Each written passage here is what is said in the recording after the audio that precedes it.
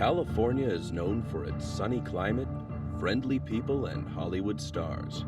But there is another dimension to the Golden State, one where ghosts walk and hauntings occur.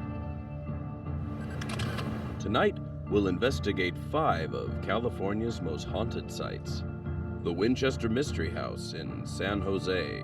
We did find Sarah Winchester haunting the house. Alcatraz Island on San Francisco Bay. We have lots of visitors come and tell us they've seen things.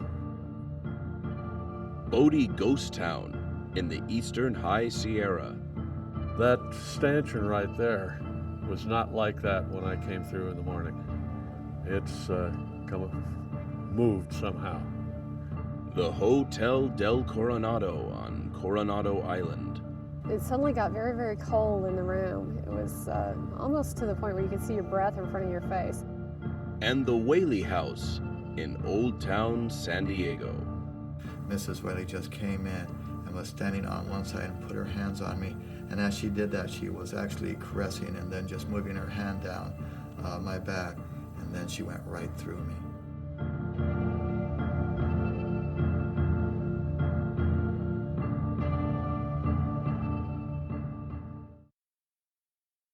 The Winchester Mystery House in San Jose is California's best-known haunted house. Locals called it the Spirit House, and countless people have witnessed supernatural occurrences within its walls. Here, Sarah Winchester spent the final 38 years of her life building the 160-room mansion in a desperate attempt to appease the spirits of those killed by the Winchester repeating rifle. Her odyssey began after the untimely deaths of her husband and child. Grief-stricken, she consulted a spiritualist who told her that the deaths were caused by vengeful spirits, victims of the Winchester rifle. She was advised to move west and build a house large enough to contain them all. If construction ceased for even a moment, Mrs. Winchester would be their next victim. In an effort to confuse the spirits, she built twisting corridors, secret passageways, trapdoors, stairs leading to the ceiling, doors and windows that open onto walls, and a door that led to a 15-foot drop in the garden. The number 13 figured prominently in the mansion's construction. The greenhouse contains 13 skylights. Most of the staircases have 13 steps. The ballroom chandelier has 13 globes. And many of the sinks contain 13 drain holes. To reach the 13th bathroom, one must walk down 13 easy riser steps. Now, this was one of the more modern rooms in the house. It had electricity and indoor plumbing. Right here, this is the only shower in this whole entire mansion. In Mrs. Winchester's later years, she had trouble getting out of the bathtub, so showers became a necessity. This device right here is a water thermometer, so Mrs. Winchester could have gotten the water to the temperature she wanted before stepping into the shower.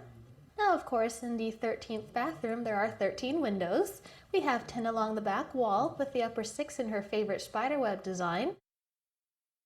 There's 2 more in the wall behind me, and the 13th looks into Mrs. Winchester's main bedroom where she died.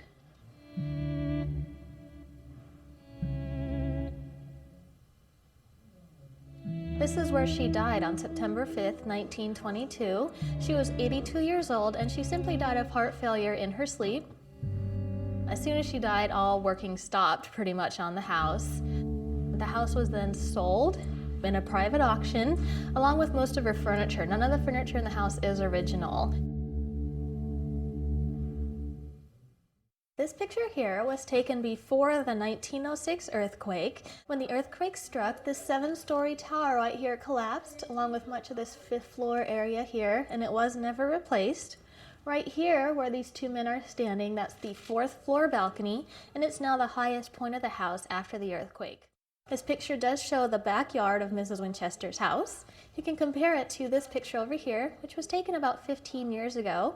Even though this is the back view and that's the front one, you can still get an idea of how much things have changed. The earthquake struck on April 18, 1906 at 5:13 a.m. It was registered in 8.3 and was felt from Oregon all the way down to Los Angeles. Now the 7-story tower, which used to be over in this corner, actually fell. It hit a chimney that was over here in the corner. This wall was supported by that chimney, so when it lost its support, it shifted in this direction. And right here you can actually see the outline of how much the doorway shifted.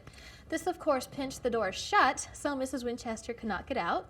Her servants took quite a while to find her, a couple hours in fact, and when they did find her, they had to crowbar the door open. And right here is the mark of that crowbar. Now, Mrs. Winchester thought that this was a message from the spirits saying she had spent too much time and money on the front part of the house, which was nearing completion. She had the front 30 rooms boarded up, and they are not open again until after her death in 1922. Now, a few years ago, there was 2 writers that stayed in this room to see if they could find any ghost stories or any ghostly happenings. In the middle of the night, one of them heard a phantom organ that sounded like it was coming from the ballroom. The other one did not hear it at all. Then a few minutes later, both of them felt the floor shaking rather violently for several minutes until it stopped. In the morning, they checked the organ. They found out that it was broken. They also learned that there was no earthquakes the night before to cause the shaking that they had both felt.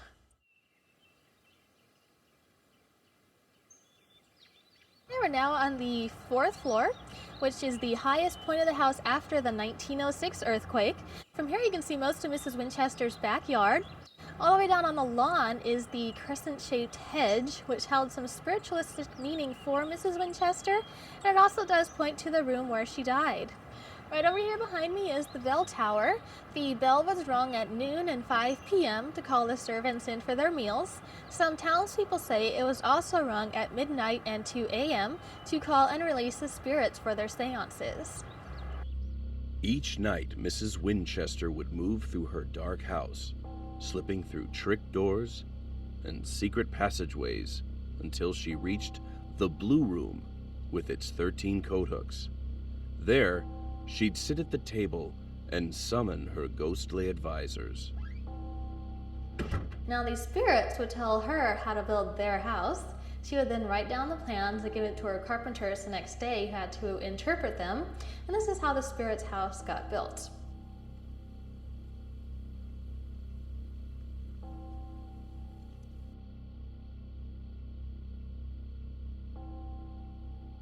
Now she was the only person allowed in this room.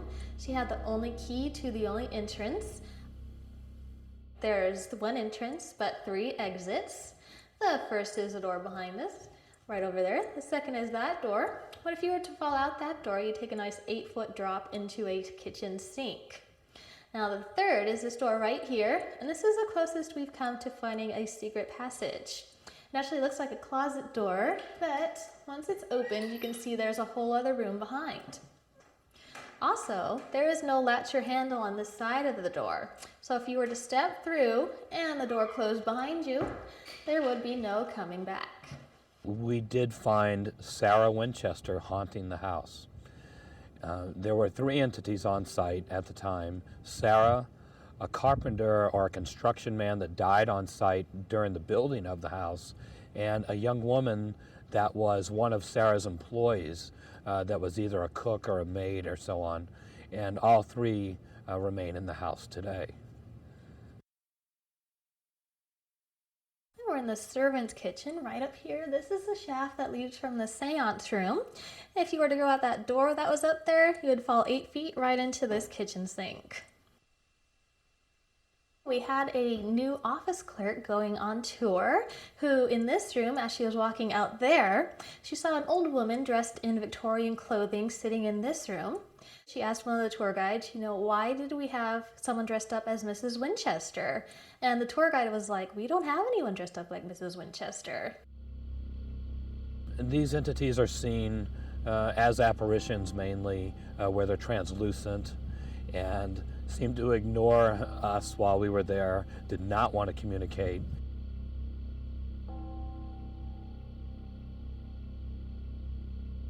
We're now in the twin dining rooms. This room here that's unfinished was actually being redesigned to look like this one over here to form a long banquet hall. Now, Mrs. Winchester supposedly did have banquets. She would invite 12 guests over. These 12 guests were a ghost, her being the 13th one at the table. Her servants were very puzzled as to why she would have 12 empty place settings, but they were pretty happy about it considering they got all the leftovers.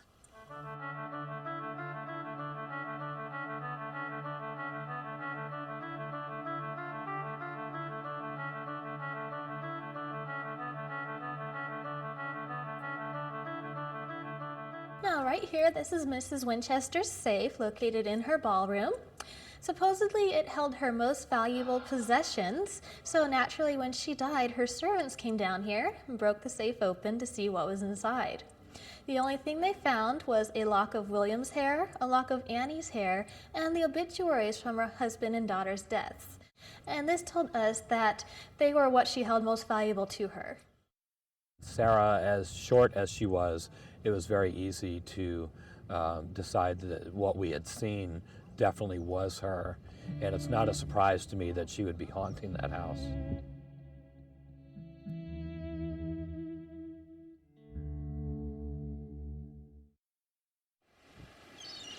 The inhospitable shores of Alcatraz beckon to the curious. Each day, thousands of visitors tour the island that Miwok Indians once avoided for fear of evil spirits. The Army built a fortress here in the mid-1800s that evolved into a military prison by 1912. From 1934 to 1963, The Rock was America's only escape-proof federal penitentiary, housing some of our most notorious criminals. Al Capone, Machine Gun Kelly, and Birdman Robert Stroud, to name a few. It was a place of last resort, where only the worst troublemakers were sent. 5 suicides and 8 murders are known to have occurred here. Of the 14 escape attempts, none was successful. The bloodiest occurred in May of 1946, when 6 prisoners overtook a guard, instigating a riot that lasted 3 days and left 3 prisoners and 2 guards dead. During the standoff, 3 of the inmates hid in this utility corridor on C Block. Visitors to this area have reported hearing clanging sounds, and a psychic once picked up an image of the tragic event. The most ingenious breakout attempt involved brothers John and Clarence Anglin and Frank Lee Morris, who escaped through tunnels they dug beneath their sinks in 1962. With the aid of homemade masks and clothing in their beds, their disappearance remained undetected for hours. It is believed they died in the riptides of San Francisco Bay, but one never knows. In 1969, American Indians took over the unused island for 19 months as a political statement against their oppression by the federal government. Today, the desolate island is a national park, bird refuge, and home to half a dozen restless spirits. I conducted an investigation at Alcatraz, actually many investigations through the years of that prison. It is active. It's not as active as people would assume. We did locate a male presence in the shower area downstairs. Dana Smoller, one of the empaths on the team, started channeling this man. And he was so upset with the camera in her face, or in his face, as it would be, he did take a swing at the cameraman. And as she stood up to try to hit the cameraman several times, I was able to have the entity step back out of her. And I asked him while Dana was channeling how many were there with him, and he said 5. So we believe that there are 5 entities on site there. D Block was known as the worst place on Alcatraz. So you think of the worst treatment to prisoners and the worst punishment. So people think that Alcatraz, D Block, is haunted. So you're going to have people telling you they heard funny noises, squeaking, and that they would feel the floors moving in that area. We have people who say that they see the cell doors that open sideways moving forward and backwards.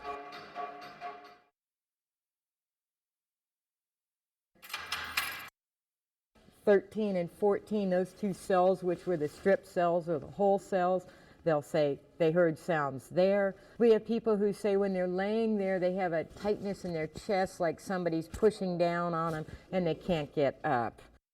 We did go into one of the solitary confinement cells, and what was interesting was the empath on the team started channeling the emotional state of a prisoner, but was not a ghost. And you could tell she became very complacent and actually sat down on the cell floor and thought, this is where I should be. So I had to physically pick her up and carry her out of the cell so she would become, more alive and awake again and come to.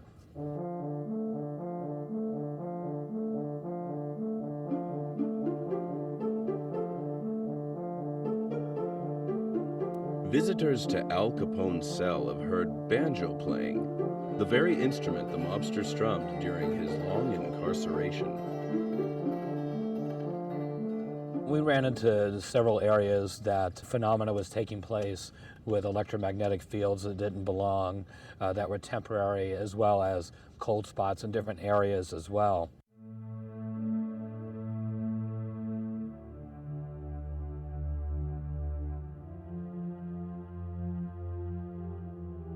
Cell Block D also housed the hospital ward where sick and psychotic prisoners were kept.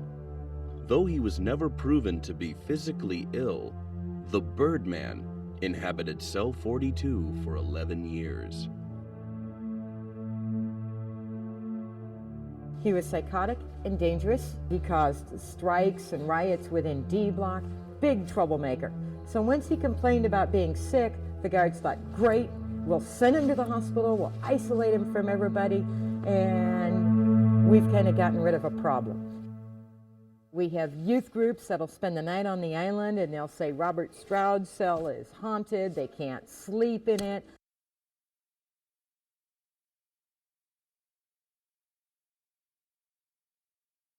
We also were able to see a past image of a young female, Indian actually, an Indian female, that died on site there, and we were able to identify her in the building outside of the main prison that was used for sewing and kind of a utility type of building. The leader of the Indian occupation, actually their spokesperson, Richard Oakes, had a 12-year-old daughter, Yvonne, that died on Alcatraz.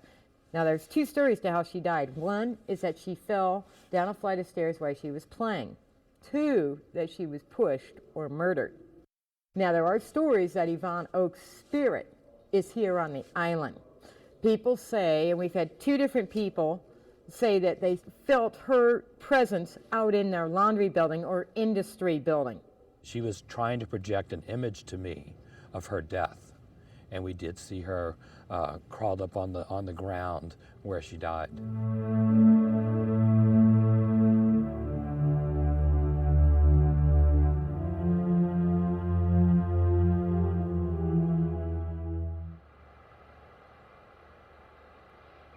Between Mono Lake and Bridgeport in the eastern High Sierra, an unpaved road winds east from Highway 395.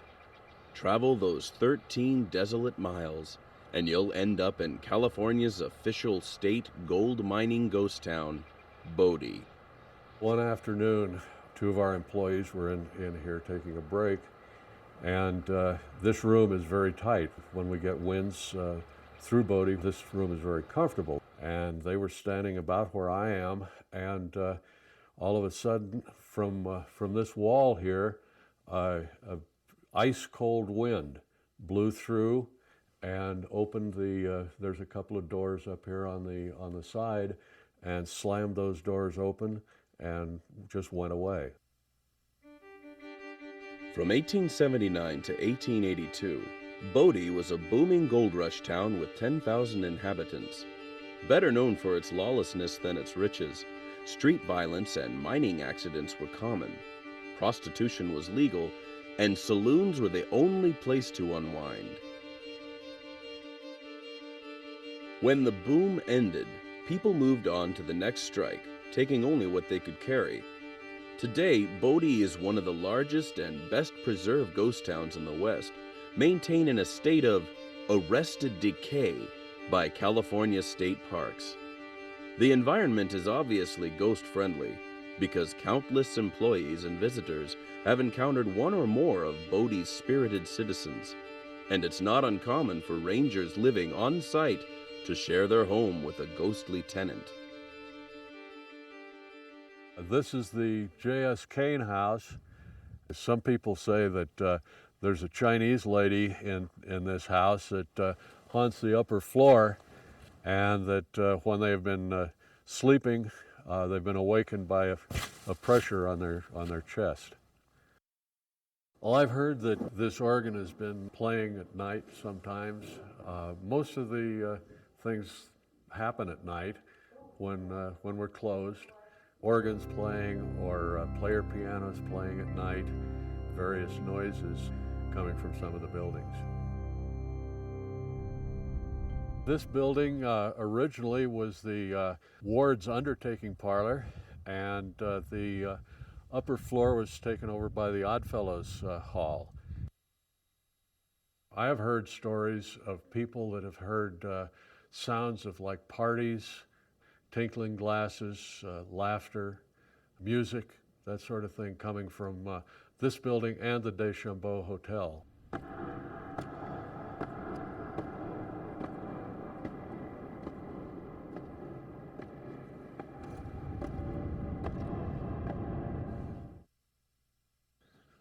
This is the Deschambault Hotel, and it was also a cafe.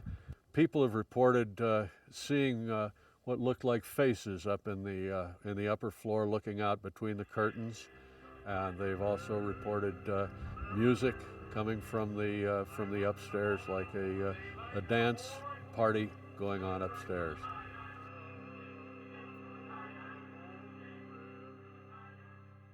I was working in the museum one day last year, and a lady and her daughter came in. Daughter was about 12 years old. She asked me, "Is anybody supposed to be in the schoolhouse?"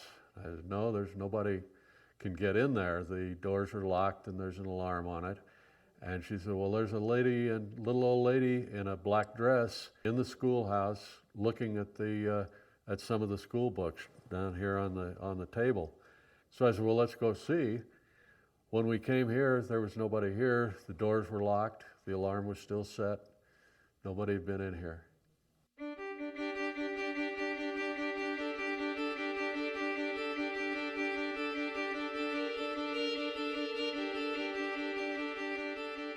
One of the fellows that worked here before I did, a fellow by the name of Walt Stone, very straight fellow, wouldn't tell a lie, just a very trustworthy person. He and another couple of friends were coming up here one night, and they were passing the time throwing rocks down the lint shaft that we like to do. And all of a sudden, from down in the bottom of the shaft, this voice came out and said, "Hey, you," just like that. And there's no way anybody could be down there. The shaft is 1,200 feet deep. It's got water down to about the 800-foot level.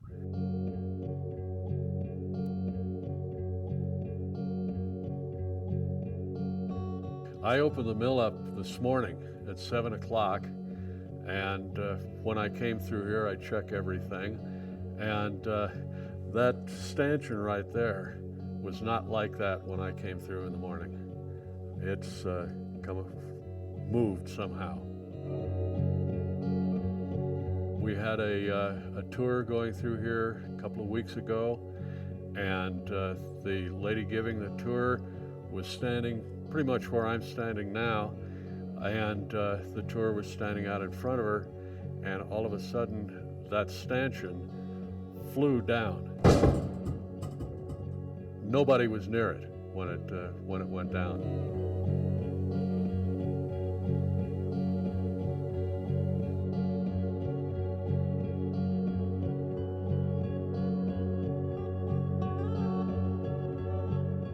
I came through once again to open the mill up early in the morning, and I walked through this door after going through the entire mill, and started right down into this area right here, and there was a tremendous smell of cigar smoke, like somebody was standing right next to me smoking a cigar. So I told one of my other people that I work with, and several days later she came through here, and just a little further back in that other room, she got the smell of cigar smoke. No one is allowed to smoke in the park. There's nobody here when this happened. This happens at 7 o'clock in the morning. The park doesn't open until 8. So there was no way anybody could be outside the mill or anything like that we could smell.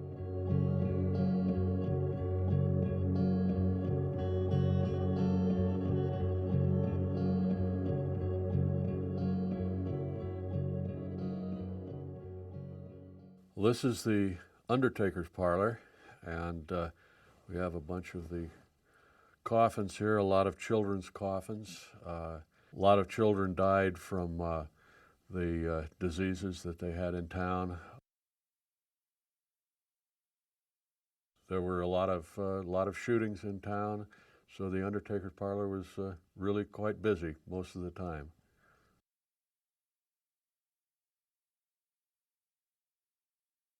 Adult coffins were a lot smaller then because the people were smaller in those periods of time.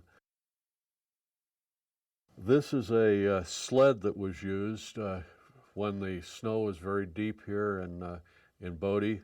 They'd have to take someone out to the graveyard. They'd load the coffin on this sled and haul it out to the graveyard. This hearse dates from about the 1870s, 1880s. And it was used when they could drive on the street. They'd have a team of horses, usually black horses, and the people could see the coffin in the hearse, and it was quite an operation taking people up there.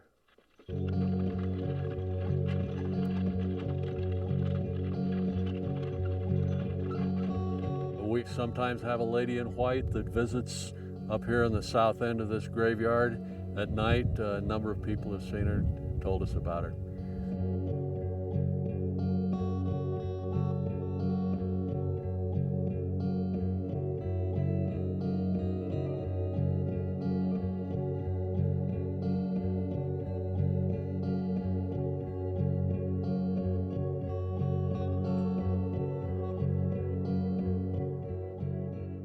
Several years ago, there was a gentleman here, came here with his daughter, little girl, probably about 7 or 8 years old, and he was standing down by the gate to the graveyard here, and his daughter came up this hill, and about this area, somewhere in this area, was playing with another little girl, dressed in a old-time white dress, long dress.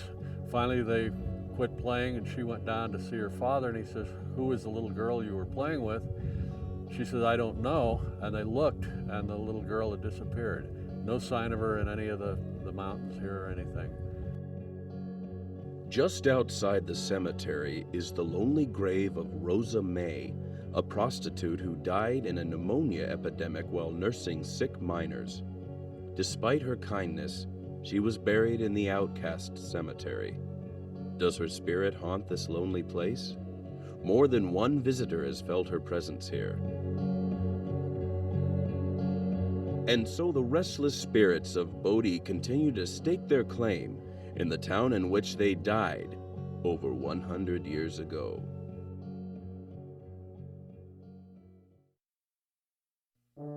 The Hotel del Coronado has long been the castle of Coronado Island. Built in 1887, this whimsical structure is one of the last remaining Victorian seaside resorts.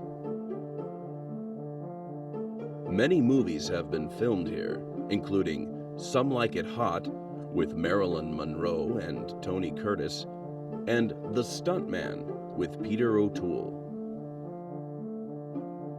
The world-renowned hotel has attracted a host of celebrities and movie stars.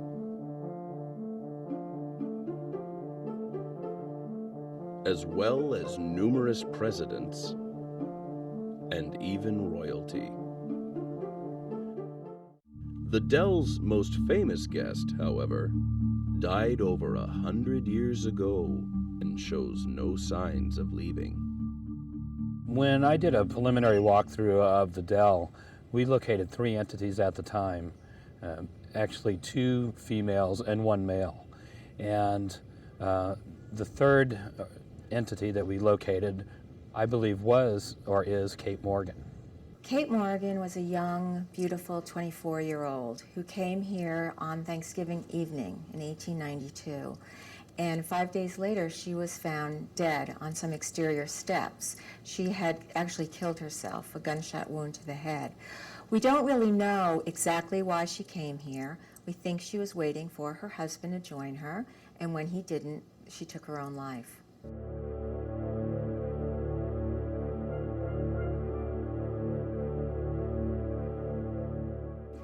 After Kate's body was found, some hotel employees went into her guest room to see if they could find anything that would identify her so they could notify her next of kin. And when they went into her room, they really found nothing. She had traveled without luggage, and it even looked as if she had burned some papers in the fireplace. So all they had was the name she checked in under. And unfortunately, she didn't check in under her own name. She used the name Lottie Bernard. So what the police actually had to do is they had to do a sketch of her face and send this to newspapers and police stations around the country.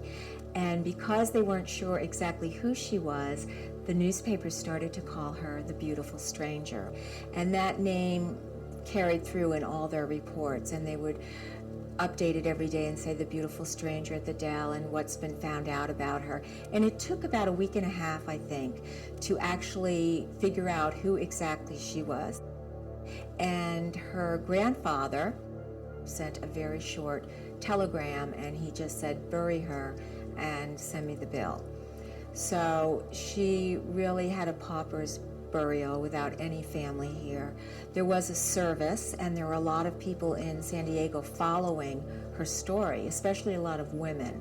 And so there were a lot of women at her service, but no one accompanied her body to the graveyard.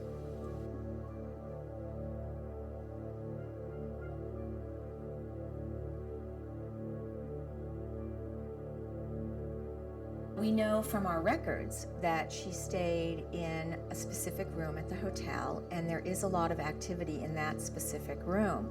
However, there have been also sightings of her around the hotel, including on the beach and in some hallways, and we have another room here at the hotel where there's also been a lot of paranormal activity. We don't know how it relates to Kate Morgan, or even if it relates to Kate Morgan, but that's going on also. Here at the Del, as we were doing our preliminaries, we found that there was a gentleman, older gentleman, that died of heart failure here at the hotel, and he roams around the lobby areas and the top floors. The other female that we located, a young girl in her 20s with sandy-colored hair, seemed to be a victim of a murder, and her body was thrown at the beach here. So she had no relationship to the hotel at all, but she does roam the hotel just like anyone else would. I think my favorite story happened to one of our bellmen here, and he was taking some VIP guests into the haunted room so they could see what it looked like. And when they got into the room was all cleaned and ready to go, but it looked as if someone had taken a nap on the bed and had gotten up and hadn't straightened the bed covers, which is very odd to be in a hotel room that's already ready for the next guest. So the bellman went over to the bed and he tugged the bedspread to get the imprint out of the bed covers, and he could not budge the bedspread. There was another employee with him who also saw it, and these two guests, who I understand sort of went screaming from the room. I think the uniqueness here at the Del Coronado is the fact that Kate Morgan really likes to get around and show herself to people, and she seems to enjoy visiting some of the clients that stay at the hotel. One woman saw Kate Morgan from her room. She looked down on the beach and saw this turn-of-the-century woman who she thought was in costume. And it turned out later she realized she'd actually seen a ghost. And another woman encountered her on a hallway.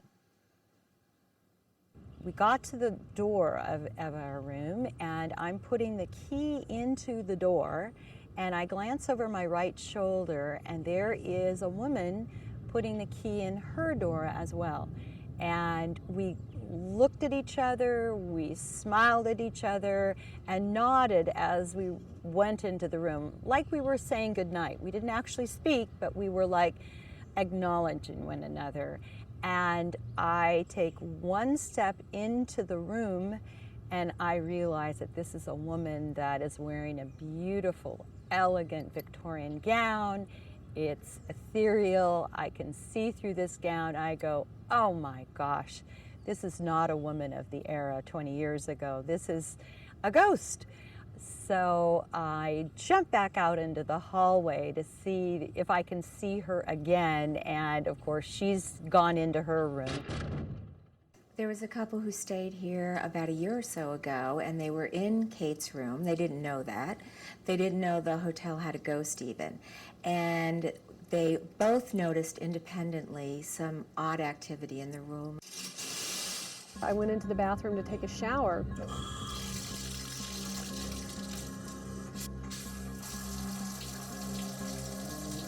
And the lights kept flicking on and off. And I didn't really think anything about it. I kind of thought something was wrong with our wiring or something in there. And I went to touch the light and flip it back on, and before my hand could touch it, it clicked back on without my hand touching the wall. I was kind of worried because I knew the building was old. My husband said, just turn the light off and, don't turn it back on, and we'll ask about it in the morning. And then he proceeded to go in and take a shower, and I was watching television, and out of the corner of my eye, I noticed that there was a chain that you pull for the fan, and it started swinging around in a circular motion. And I kind of thought, well, maybe he hit it with his head when he was walking by, but he had been in the shower at least 5 or 10 minutes, so I thought, to myself, that is really odd. But my husband was the kind of person that was very cynical, so I didn't say anything to him. I thought he would probably make fun of me. And so we started to go to sleep. It was about 1 o'clock in the morning. It suddenly got very, very cold in the room. It was almost to the point where you could see your breath in front of your face. It was very, very cold. And I thought that he was kind of pulling the covers down around him. I felt this tugging sensation on my blankets, thinking that it was my wife turning over. And I looked up, and my blankets were actually being pulled down to my ankles. It was such a strong tug. Well, I rolled over and tried to get close next to him and pull back some of the covers on myself, and it was virtually impossible. Just in sheer response, I grabbed the blankets and pulled them back up to my chest, and the blankets were pulled back down with great force. He could see almost as if a child had put covers over their head. A person probably about 4'10", looked like about the size of a tall child, standing at the end of the bed, pulling the covers. At that point, I didn't know what to think, so I just grabbed them and pulled them back and looked the other way. And once I felt calm and they didn't get pulled back, I looked back over and it was gone. Eventually, they just were pulled down, which is what I felt, and he let it drop. He was too afraid to try to grab the covers back from that point. I sat up in bed and the doorknob started to wrangle a little bit and shake, and got kind of scared and heard a voice call my name, a real pleasant sounding voice of a woman. Richard, come to the people. Richard, come to the people. And I couldn't bring myself to go to the people. I just decided to stay put. You know, many times we find that a ghost or an entity that remains behind is actually, you know, it's a person just like anyone else, and they're kind of curious and mischievous, and the experiences that Richard had make sense because it seems like Kate might have had an attraction to him and decided, you know, let me just play with him a little bit. And so that type of poltergeist activity will occur in those circumstances. Only when the bellman came up to get their luggage and he said to them, how did you like sleeping in the haunted room, did they realize that they actually had experienced Kate Morgan. We kneeled down in the room before we left and we said, you know, whoever you are, we're sorry if you're trapped or if you are having difficulty leaving this world, but, you know, go with God. And so that done, we felt comfortable with leaving and we left. Before I was a skeptic, and now I believe that there is life after this one. I believe that, as I always have, being a Christian, I believe that, you know, I'm going to a better place. But I also believe that there are some that stay behind. My experience was confirming that there is that life after, and I'm very happy I got to meet her. You know, Kate seems to be very comfortable being here, so I think it'll be a while before she leaves and goes on. Him and I just hope for this person, if they, you know, if she is in fact trapped or feels trapped, that one day she finds peace. Some people think she's still waiting for her husband to join her, or whoever it was that she was waiting for, if it wasn't her husband. Other people think, and I'm kind of in this group myself, that if you have to spend eternity anywhere, the Hotel Del would be a wonderful place to do it. So she may just not be able to leave this wonderful hotel. I also think that she probably didn't have a home based on her grandfather's response to her death. Her husband never contacted anyone about her either. And I really don't think there's anywhere else for her spirit to go. This is it for her.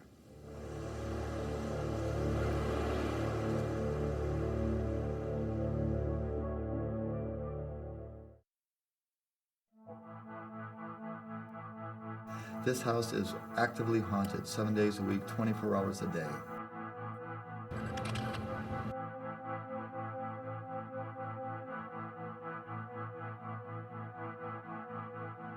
In this house, we have every form of haunting that I know of. Orbs, energy spikes, power waves, residual haunt, residue haunts, ethereal haunts. These ghosts are interactive. It's been called the most haunted house in America. This unassuming two-story structure that sits primly on a street in Old Town San Diego, surrounded by shops and restaurants. But looks can be deceiving, as many who enter the Whaley house soon discover. One woman coming in here looking at the room, all of a sudden she sees a little child walking up in the reflection, reaching up and taking her hand. Looking down, there's no baby there. And looking into the reflection, seeing a child, a little girl, holding her hand. One of the neatest things about this house, when you spend enough time, they come down and they walk with you. They talk in your ear. They constantly touch you. They go with us from room to room to room because they like us. I think we give them a little bit of ease to their torment. Thomas Whaley built the house on the site of the gallows of Old San Diego. As close as we can come to plot plans and historical accuracy, this arch literally is where the hangings were. Here, criminals like Yankee Jim Robinson, who tried to steal the city's pilot boat, were hanged. It was a botched hanging. Yankee Jim took 30 minutes to kick on the gallows rope. Yankee Jim, when we've seen him, I've only seen him as a materialization 2 times, as an individual with a broad brim hat, huge gentleman. Normally, when we see that ghost coming through these hallways, he's about 7 foot tall, 6 feet wide. As you look at him, he looks more like a heat mirage. He literally thrums the atmosphere. Every hair and fiber of your body will react with a negative, awareness. You know there's a malevolency and an unhappiness that is in Yankee Jim. The Whaleys moved into the house in 1858. The downstairs served as a general store, and eventually a courtroom and a theater were added. Mr. Whaley, he stands alone. He'll go over into the dining room. We have psychic imprints. When we first come in, he's not there. As soon as people start coming in, all of a sudden, from the wall, an emanation of this one ghost comes in. We photograph him. He's there. But he's not there every day, so we know that it's a psychic imprint because it's always a transfixed area. But normally he's upstairs. When we quiet the house down, when we're closing it down, you can hear the footsteps. You can get the sense that you're being watched. This is where Mr. Whaley has always been known to stand at the top of the stairs. People always get the feeling that they got, eyes boring in the back of their head. He would stand up here and he would watch the people come through, while he would stand down in the dining room and watch the people go around. When my wife and I work in this house, many a time she has stood up on the 9th step. The 9th step, where Mrs. Whaley was held at gunpoint by the sheriffs of Old Town when they did the great raid, has felt hands trying to push her down, has actually heard cards being flipped behind her head, actually physically, feel someone, with the intent to really kind of shove, and my wife refuses to move. A lot of people, as they go up these steps, absolutely collapse because they, like empaths, re-experienced the terror and the trauma that Mrs. Whaley had to endure. We see her a lot in this house as an ethereal haunt. When we see Mrs. Whaley, we see her dressed in old-time clothes, black, gray, and the most disturbing thing about Mrs. Whaley that really will unnerve you is her eyes, the eye contact, because when you see them, they pierce you, they look right in you, they look right in your eye. It's like we are being intrusive into her personal misery. I've never seen Mrs. Whaley happy. I have seen her in the nursery as a residual haunt. I've seen her as a full spectral form, as an ethereal haunt. I've seen her all around this property.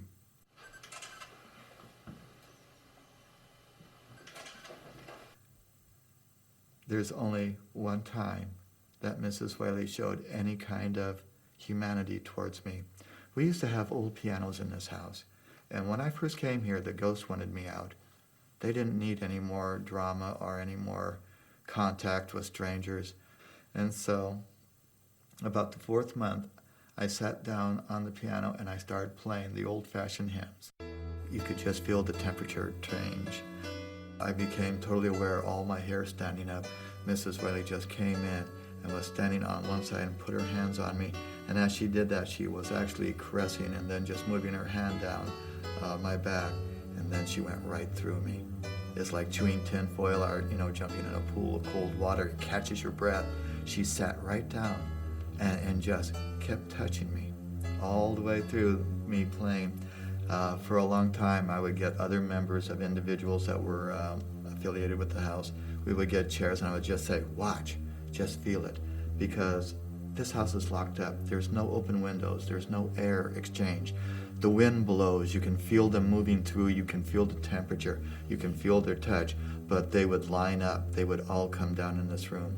That's when Mrs. Whaley accepted me. We had this ghost that was at the end of the bed. Now, for a long time, we thought that this was a child, because this is a very small and very petite apparition. So I used to work at the Naval Hospital. I worked in facilities maintenance engineering before I retired from the Defense Department. And so I took this photograph down to a friend of mine that worked in imaging down at the MRIs. And I said, what do you see in this photograph? So he said, what I see is I see an older woman with a humping of the back, osteoporosis. I see a person sitting that's all hunched up. I see the concavity of the breast right here, sinking in the chest. And I see the round little button head. In the very center of this picture, we have Mrs. Whaley. You can look at this picture and you can see her, and you can see her body, and seeing her in a wheelchair with a comforter over her.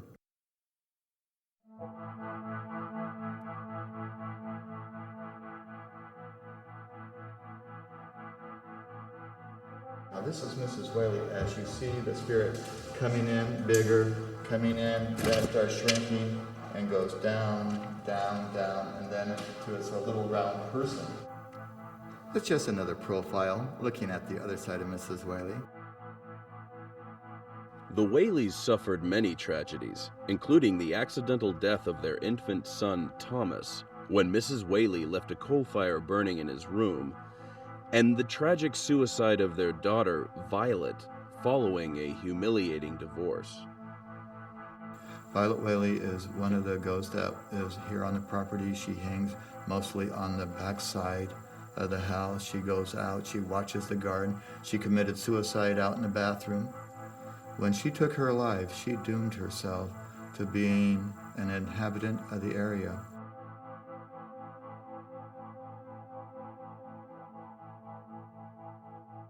Queen Lillian Whaley, the thing that I will say about her is that I have never seen her as an ethereal haunt. I have never caught her talking. I have never, in any way have had the same intimacy with her like I've had with Violet or Mrs. Whaley or Dolly Varden, the dog. But she goes through a litany of activity. The ghost enters in from the left. As quick as we can take the pictures, you now see that she has moved in front of the mirror. And I say she because this is Queen Lillian Whaley. Now each one of these is different, but you can see that her body is undulating and twisting and changing and developing, getting shorter, getting closer together, and actually starting to turn. It goes up past the mirror to the bed, it goes through the bed, right there, then it comes straight at you in these other pictures. And in the very end, you're able to look at this full spectral form of an apparition. Now this is a compulsion haunt. This type of thing goes on night after night after night, and it goes with us or without us. We can interrupt it, we can stop it, but we can also be a participant and photograph it and see it and view it and acknowledge it. Now, Corinne was the last daughter to live here, and like I said, she was the biggest and the largest of the daughters. Now, when you look at this old photo of Corinne Lillian Whaley, you can see the size of her hips. You can see the size of the hips right here. Very wide, very girth, and very roomy.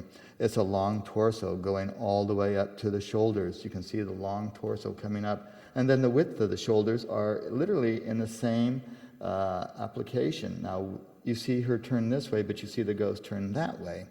You can see the long face and the hair up. And the star of the Whaley house, the one that is the real showstopper, is the dog, Dolly Varden. He's a Scottish Terrier. And the first time I saw it, it got up, it stretched. It turned its head away from us. Now, you could look right through the dog's ribs and see the other side coming this way. You could look and see the arm on this side, but you can actually look and see the arm on the other side. You could look right through the side of the head and see the other ear. But when the dog turned its head away from me, I could see both of its eyes from the back of its head.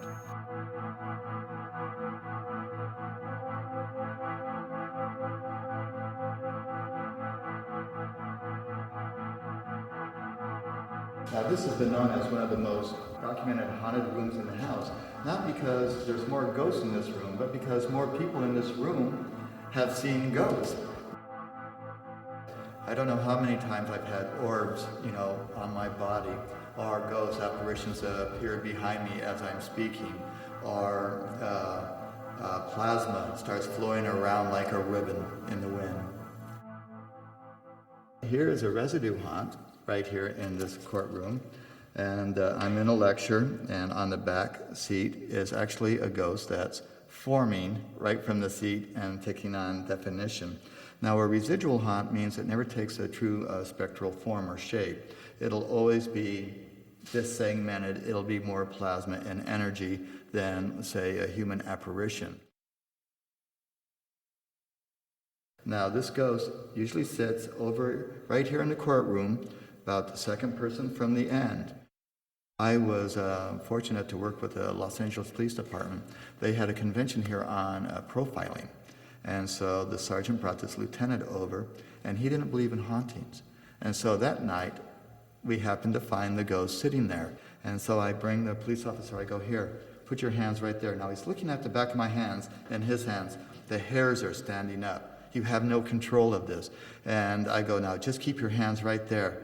And he's doing it, and he's going, it's getting bigger.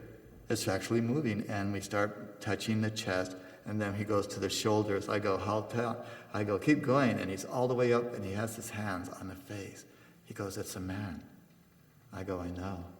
And all of a sudden, as his hands were in him, it went from that cold feeling, in that chill, that scariness, and it goes to a hot, warm flash. It's like a bubble pops, and all of a sudden the ghost becomes animated, and then it's off, and it's gone.